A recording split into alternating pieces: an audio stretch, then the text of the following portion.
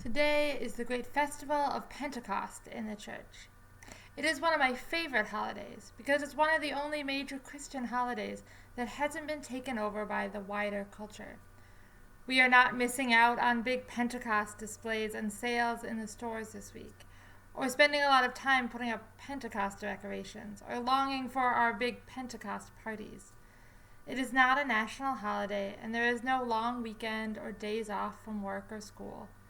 Most people outside the church, and probably many from within the church, especially those from less liturgical denominations, probably couldn't even tell you what Pentecost is or why we celebrate it. Yet Pentecost is such an important holiday. It is the birthday of the church, the festival of the Holy Spirit. But it is also a little bit weird and scary. Quite frankly, Pentecost can be a little intimidating. I mean, just look at the story.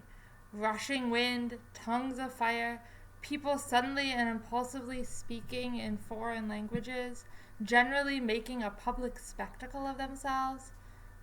This is a holiday that is a little harder to get behind. Anyone can handle Christmas and Easter.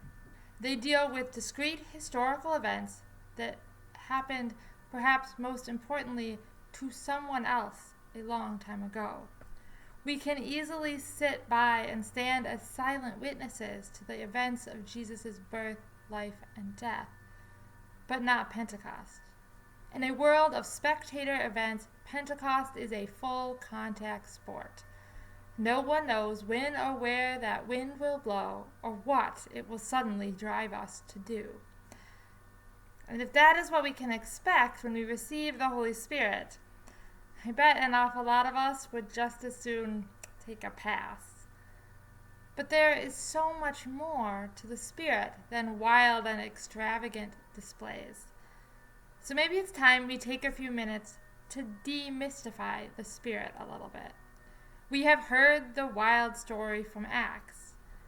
Now let's take a moment to consider what Paul has to say about it. For while Acts shows us the intensity and power of the Holy Spirit, Paul in Corinthians shows us its breadth and variety. Paul tells us that we cannot do anything, even as simple as confess Jesus as Lord, without the help of the Spirit. He shows how all of the people of the church are given varieties of gifts, and not all of these gifts are outlandish or spectacular or unmanageable. Just look at the list of gifts that he gives to the people of Corinth. The first three don't seem all that extraordinary at all: wisdom, knowledge, and faith.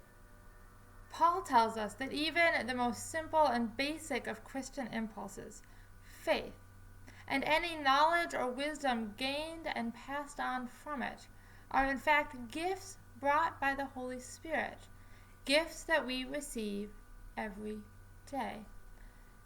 And even the next three aren't nearly as far out as you may think. I know many people who serve as healers, who work as doctors and nurses and medical professionals. But not just that. There are many more people than that with gifts of healing. Anyone who picks up the phone and calls someone who is hurting, who gives a hug or lends a shoulder to cry on, is exhibiting gifts of healing. Anyone who has ever sent a sympathy card, listened to a friend in need, or prayed for someone has gifts of healing. For sometimes spiritual healing can be just as important as physical healing. And I know a lot of prophets in this congregation too. For the spirit of prophecy in the Bible does not refer to the ability to foresee events or predict the future.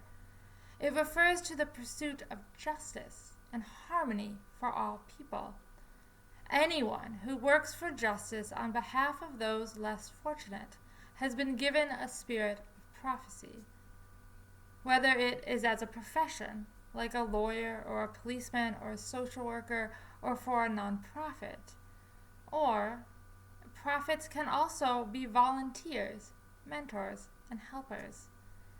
Anyone who has ever worked at our food pantry or served a spaghetti dinner or helped with McRest or who votes or advocates for others, does so in the spirit of prophecy.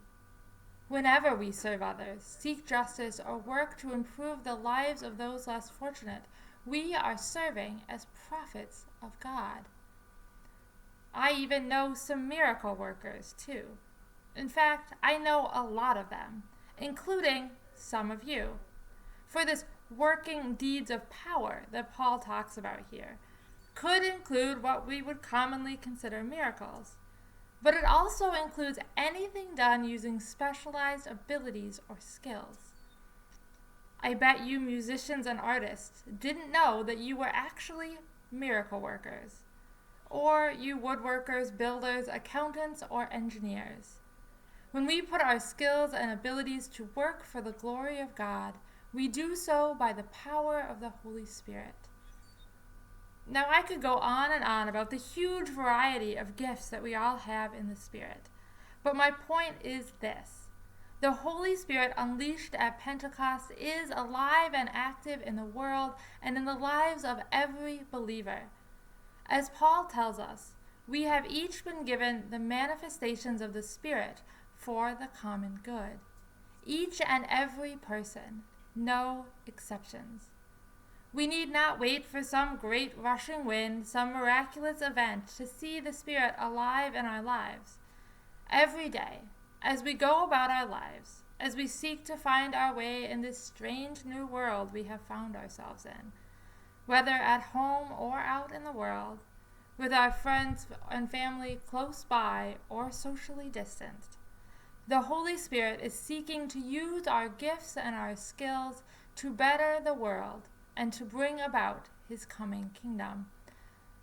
Pentecost is not something that happened long ago and far away to people who were definitely not us. It is something that happens each day to all of us, no exceptions. When Jesus gives his disciples the gift of the Spirit, he transforms a bunch of ragtag, frightened people into the leaders of his church, the people who will bring the message of his gospel to the whole world. Not just once in that upper room, or for some big scene in Jerusalem, or to his original disciples as they begin to spread the word, or even to Paul as he's sent to preach to the Gentiles, but to every disciple in every generation. We are the way that Jesus has chosen to spread the good news of God's love into the world. We are the ones that Jesus gave the Holy Spirit and sent out into the world. And no one else will do this job but us. Amen.